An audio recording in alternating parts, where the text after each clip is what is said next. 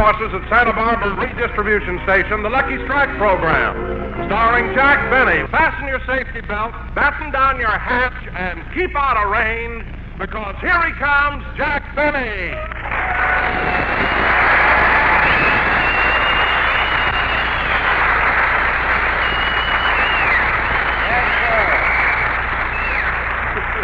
Thank you. Hello again, this is Jack Benny talking, and Don, that was a very unusual introduction. But during the last war, when I was on a ship, it wasn't batten down the hatch. It was batten down the hutch. Batten down the hutch? Yeah, things were so quiet, our admiral was raising rabbits. That's the first egg, you hutch it.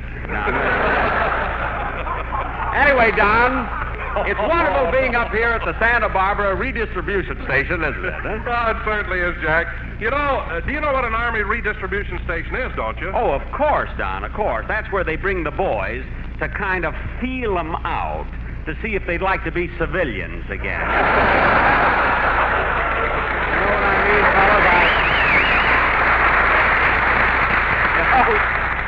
fellas? Don, yesterday one fella here volunteered to be a civilian, and this morning he begged to be back in uniform. Found out that a blue serge suit picks up everything but girls. Anyway, Don... Now, wait a minute, Jack. You've got the whole thing wrong. A redistribution station is where they send the boys to be reassigned for further duty. Oh. Gee, how can a big star like me, who almost won the Academy Award, be so stupid? Anyway, Don, come in. Mr. Benny? Yes? The boys stationed here at Santa Barbara have asked me to present you with this delayed action bomb. The delayed action bomb? Why give it to me? We've delayed it long enough. It's a fine way for the Army to treat me just because I used to be in the Navy. Oh, they were only kidding, Jack. In fact, you wouldn't have had a room last night if the Army hadn't control of the Biltmore Hotel here. You told me yourself you had a nice room. Oh, the room was all right, but all night long a sentry with a rifle over his shoulder kept walking up and down outside my door. They wanted me to pay in advance. Why didn't they say so?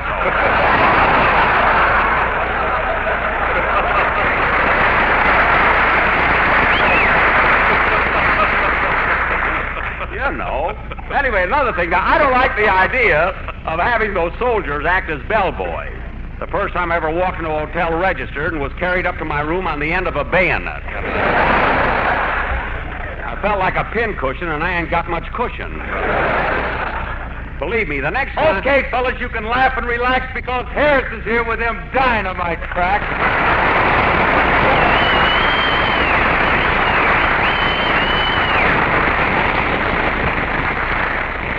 Oh, fine. Dynamite cracks. Phil, if you're such an ad-lib comedian, why didn't you get here at the start of the show? Well, I would have, Jackson, but I was outside talking to a soldier about his post-war plans. His post-war plan? Yeah, so I asked him if she had a friend for me. Oh, Harris, you non-commissioned joy boy.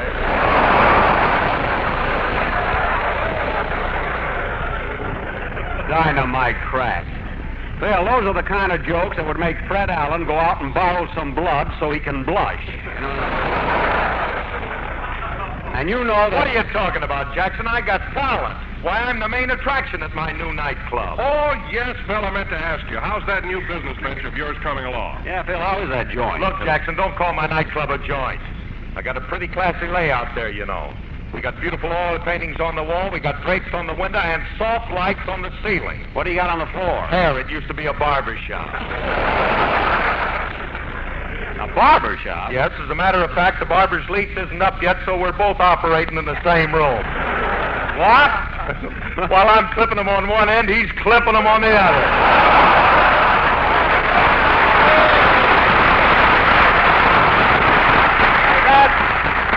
That's the most ridiculous thing I ever heard of. You know, yesterday a guy came in for a once-over lightly, and the barber steamed his face with my bar towel. With your bar towel? Yeah, it's the first time I ever saw a guy stagger home from a shave. Phil, That's our slogan, Jackson. Shave and a hangover, 2 bits. Phil, I don't know how you get mixed up with all... Hello, Jack. Hiya, fellas. Hello, Mary.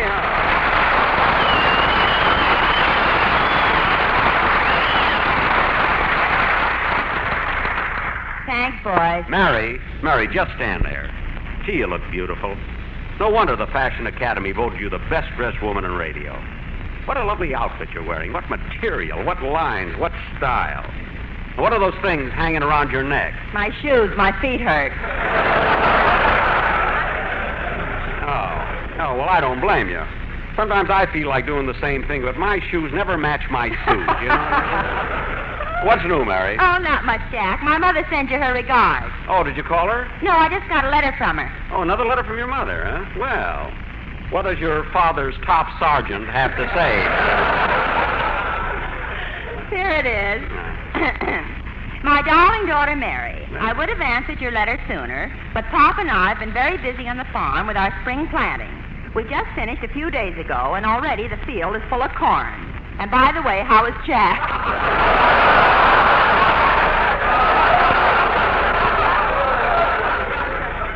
I don't get the connection there at all. Anyway, we are enjoying this beautiful spring weather, and I guess it has affected Papa because yesterday he whistled at a girl.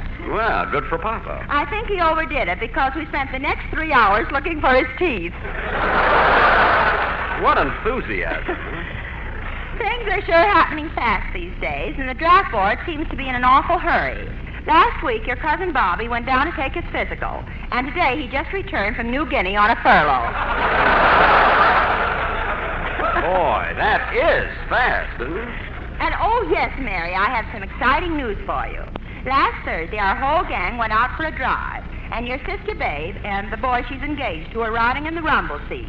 We hit a bump, and the rumble seat snapped shut. My goodness.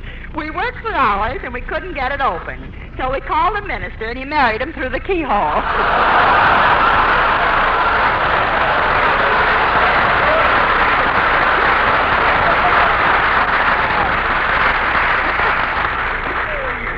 Can you imagine that, huh? Your cousin Bobby blew rice at him through a straw. Oh, boy, what a family. No other news. All my love, Mama. That's very cute. What's that P.S., Mary? Oh, Jack, you wouldn't be interested. I would, too. Let me read it. P.S. I read in the papers, Mary, that you won the title of the best-dressed woman in radio. How could you possibly do it on what Jack pays you?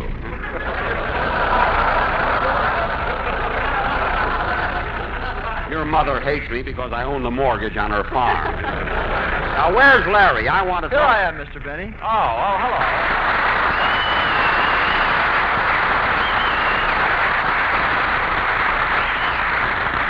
Hello, kid. It's about time now to do a song. Okay, but before I do, Mr. Benny, I want to give you a little tip. Tip? What is it? You ought to go to Mr. Harris's nightclub. Wow, what fun! Larry, you went to Phil Harris's nightclub? Sure, and boy, was I dizzy when I left. Dizzy? Phil, you didn't give this kid anything. Don't get excited, Jackson. We just spun him around in the barber chair and sent him home. Oh, go ahead and sing, kid. I'll have to visit that nightclub the next time I need a shave.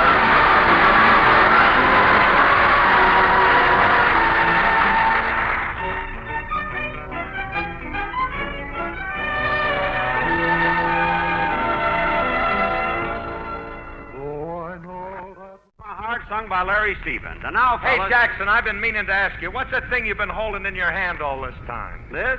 Oh, nothing. It's just a delayed action bomb. The boys here presented me with it. The boys here gave you a bomb? Yes, they voted Jack, the comedian, most likely to go places. Ha, ha, ha. Very funny. Come in. Yes? There's a man out in the hall, and he wants to see you. His name is Allen. Alan?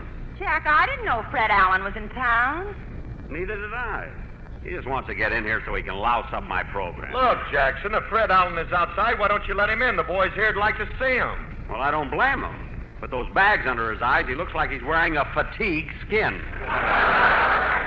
Look, Bud, go tell that guy in the hall to get going or I'll punch him in the nose. Oh, I wouldn't want to do that. Well, send him in. I'll punch him in the nose myself. Send him in, will you? Okay. You can come in, mister. Okay, Alan, you asked for it, so... Hey, wait a minute. You're not Fred Allen. No, I'm Alan Ladd. Alan Ladd?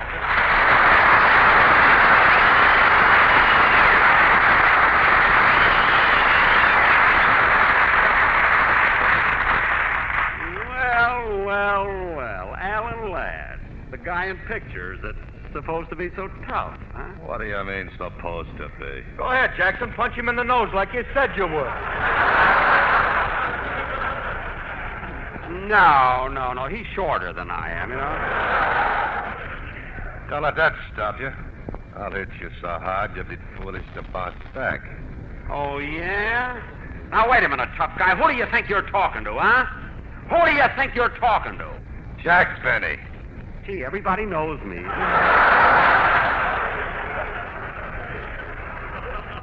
Gosh, I'm so popular. Yeah, you're just as I thought, Benny. You're a coward. Oh, yeah? Yeah. Oh, yeah? Yeah.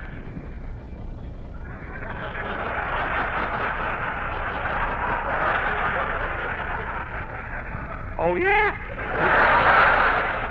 Yeah. Ladies and gentlemen, you've just been listening to $10,000 worth of talent.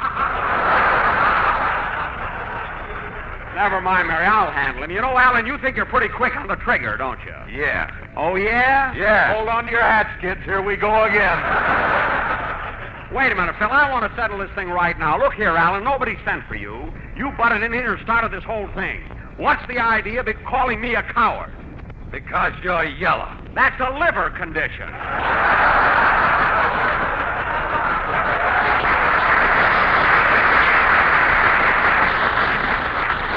Anyway, what'd you come in here for?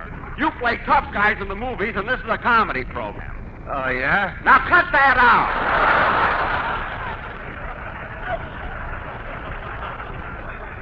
Jack, I'm only kidding. I happen to be in town, so I thought I'd drop over and say hello.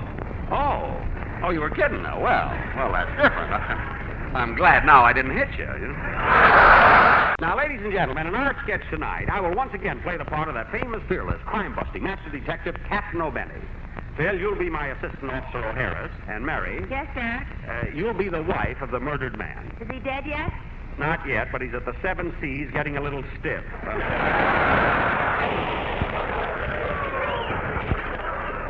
Now, let's see, who can be the murderer? Hey, I got an idea. Alan Ladd. Say, Alan, the murderer. I've got a great part for you. How about it? Oh, nothing doing, Jack. I'm kind of tired. I just finished making a picture Paramount called Salty O'Rourke, soon to be released at all the neighborhood theaters. Men in half uniform, half price.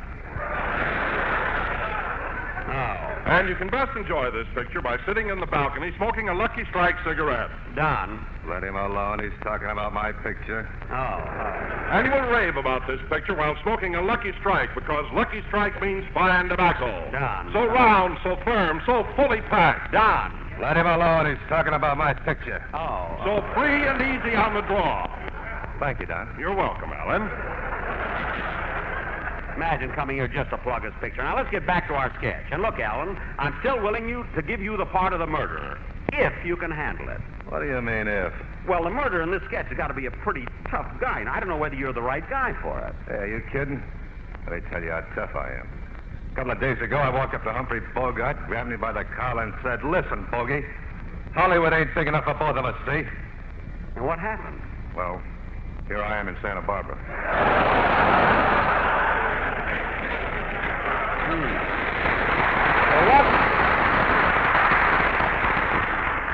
Well, what's that you've got in your hand? Bogart's car hit me so fast I didn't have time to let go.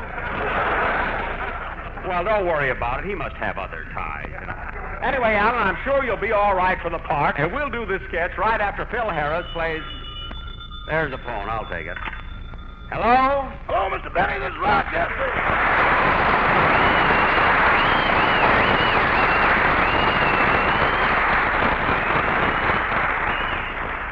Rochester, I thought you were going to be here at noon. I would have, boss, but I had trouble with the car. Well, what is the matter? Couldn't you start it? No, I couldn't stop it. Rochester, don't tell me you had another accident. Uh-huh. Oh, for heaven's sake. Is my car damaged much? I don't know, but if the post-war car has the engine in the rear, you're all set.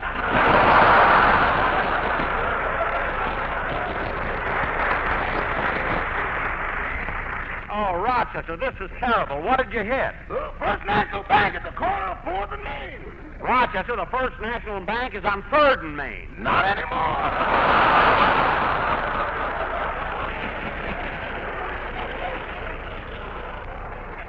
You mean you ran into a building? How in the world could you do that? Well, I was driving down Main Street and I stepped on the gas to make a light. Did you have a green light? No. Don't tell me the light was red. No, but I found out one thing. What? That middle light ain't for Heather Amber.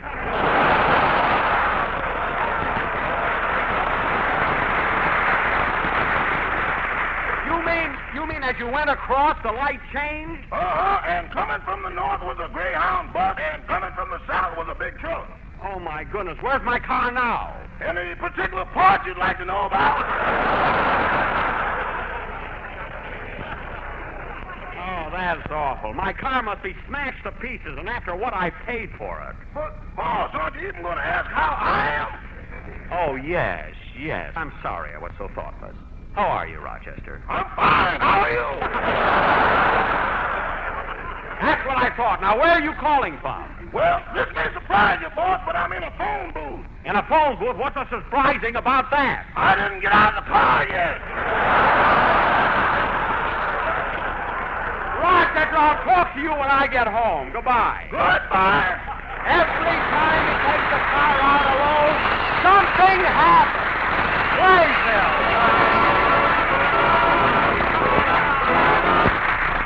Now, as I'm beginning to see the light played by Phil Harris, who just opened his eyes. And now, ladies and gentlemen, for the first time on the air, we will present our blood-curdling drama filled with mystery, murder, and suspense, entitled The Woman in the Window, or It's a Good Thing the Venetian Was Blind.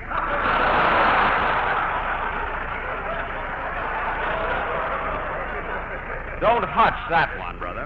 As our scene opens, I, Captain O'Benny, and my assistant, Officer O'Harris, are prowling around Santa Barbara in a police car.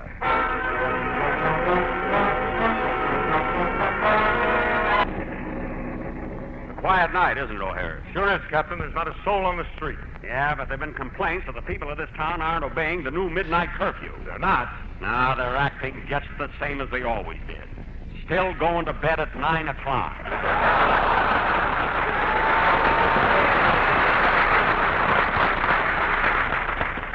Say, you know, we ought to Calling stop. all cars, calling all cars. There's been a murder. And here's the address where the murder was committed. But before we give you the address, here is a message from our sponsor, the Benzine Blackjack Company. Policemen, are your blackjacks getting sluggish? Do they sound dull when they land on a skull? They do? Then why not try our product? If you use a Benzine Blackjack, you're sure to get ahead. And now for the address. The murder took place at 116 Serrano Avenue, which is right next to the Hacienda de la Caballero Don Juan Ranchero Amigo Cafe. I know that place, Captain. Let's get going. Okay, Hacienda de la Caballero Don Juan Ranchero Amigo Cafe. What does that mean? That's Spanish. Forget the rum out of your Coca-Cola, fellas. Here comes the MP. Oh, well, come on, let's go. Okay, Mon Capitan.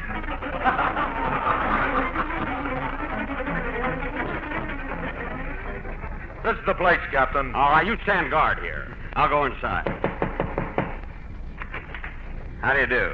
I'm Captain O'Benny, and I'm here to investigate a murder. Well, come on in, big boy. What took you so long? Huh?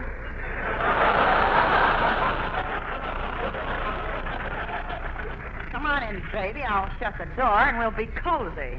Okay. Be careful, Captain. It may be a trap. If this is a trap, just call me Booby. Remley nearly killed that for me. Now keep your eyes open for clues. And now, young lady, I've got some questions for you. Good, Chiefy. I've got some answers for you. Oh, you have, eh? What's your name? Just call me Cookie. Never found anything like this in Grandma's cookie jar. Now tell me what happened. Well, my husband was murdered. Some low-down, dirty sneak climbed in the window and shot him in the back. Now, wait a minute. How could a man reach such a high window? I gave him a boost. I knew he couldn't do it himself. I could solve this case if I could only find the man who came through the window. You don't have to look any further, Copper. Up with your hands. What? You heard me. Stick up your hands. Is this a robbery? No, I just want to see if you use Jergens lotion.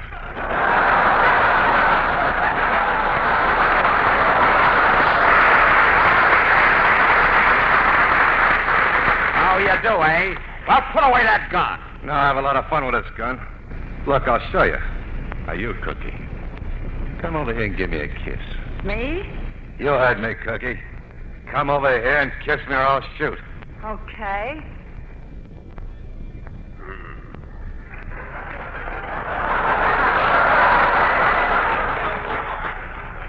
Say, what do you need a gun for, handsome? Not bad, huh? Bad? Why, your kisses are like champagne, like caviar, like filet mignon. Champagne, caviar, filet mignon. If you think that's something, baby, I'll show you a real kiss. Here. Yeah, how was that? One meatball.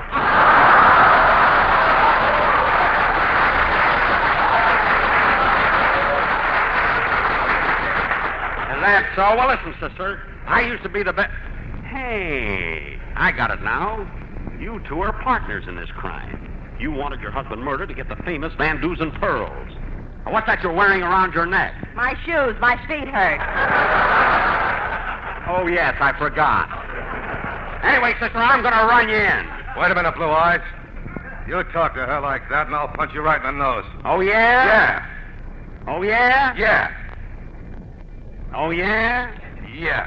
Ladies and gentlemen, you are listening to a transcription of an earlier broadcast. What? And it wasn't good the first time. Cut that out. Now, come on, you two. I'm taking both of you to jail. Oh, no, you're not. Ha, ha, ha! You missed me twice.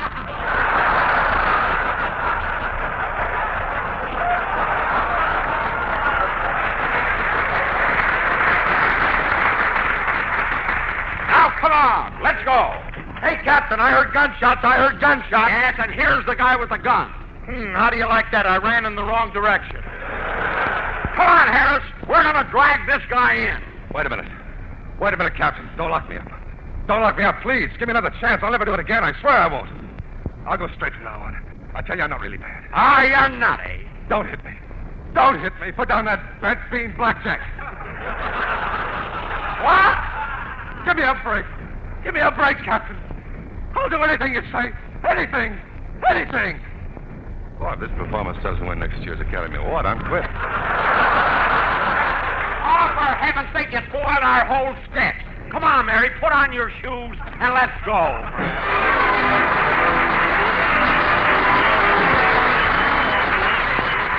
Jack will be back.